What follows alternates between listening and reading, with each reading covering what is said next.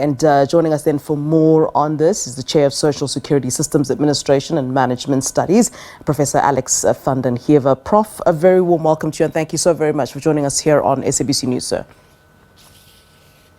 Good evening. All right, I know that in our intro we spoke a little bit about how this new process might be safe in terms of, cash in transit heists and so forth, but I want to talk about how this will change withdrawals for a SASSA grant. How will this change of withdrawals of SASSA grants impact grant recipients? I mean, it obviously is a mixture of good and bad, but what's the picture really for SASSA grant recipients?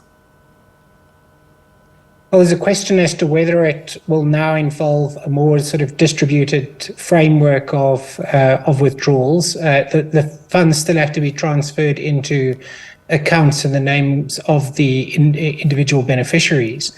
But it appears to a large extent this is both an attempt to improve the efficiency and reliability of the transfer of funds, but also to minimize risk in the transfer of large amounts of cash. Yeah. But what is unclear at this point is the extent to which a revised framework is also going to protect the beneficiaries when they do seek to collect their funds.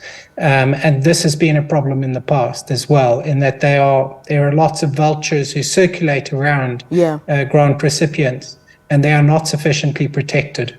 Yeah, and I mean, one of the other issues might also be the fact that this might come at a cost for grant recipients. I mean, the fact that, they'd now have to travel out perhaps further to go receive their grants might be problematic. But is this something that has, been looked at by those making these changes?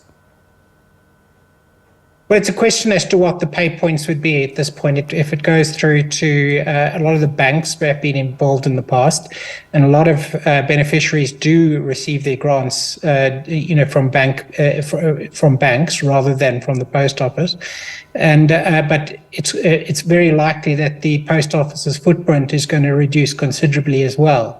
But if the access to banking facilities increases, they're quite well distributed.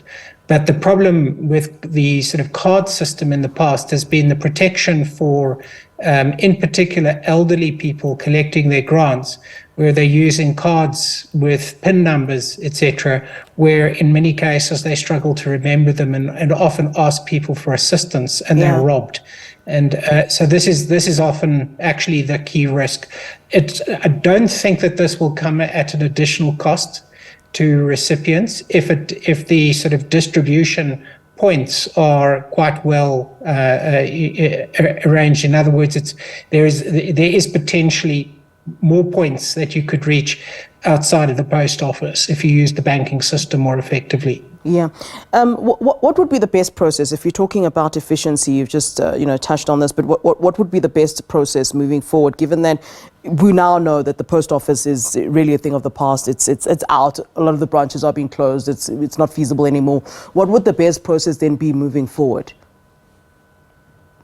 Well, I think that using the banks and the banking system as your sort of final collection point would be useful. But what we've had in the past is the design of arrangements which are more convenient to the sort of administration of the system than to the beneficiaries.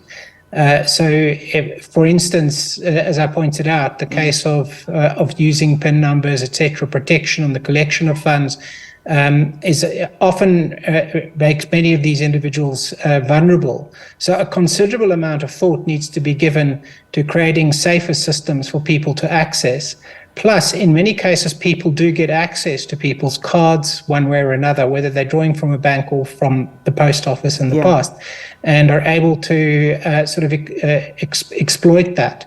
And so that aspect, that sort of corruption that surrounds individuals, needs to be addressed in the design of the arrangement. So it's difficult to say what that design would be, but there needs to be more protection than just providing cards with PIN numbers, and even biometric sort of access arrangements. So people do need to be able to collect their funds in a safe environment, and one where they can be assisted by people who are not vultures. And so this consideration has to be given to this. It wasn't given in the past with the CPS contract. And I think in the post office arrangements, they've obviously been let down quite considerably in the efficiency of the transfer process as well. Yeah, and I do believe this will be, a sort of phasing out process. How do you imagine that this phasing out would essentially take place? And you're talking about the fact that we're talking about elderly citizens and some people who, are asking for help at ATMs, for example. Would this phasing out process perhaps also need to involve some sort of education and, alerting the elderly that this is how, things should operate and how they should go about withdrawing their cash? How ideally should this phasing out process happen? Because it clearly won't happen overnight.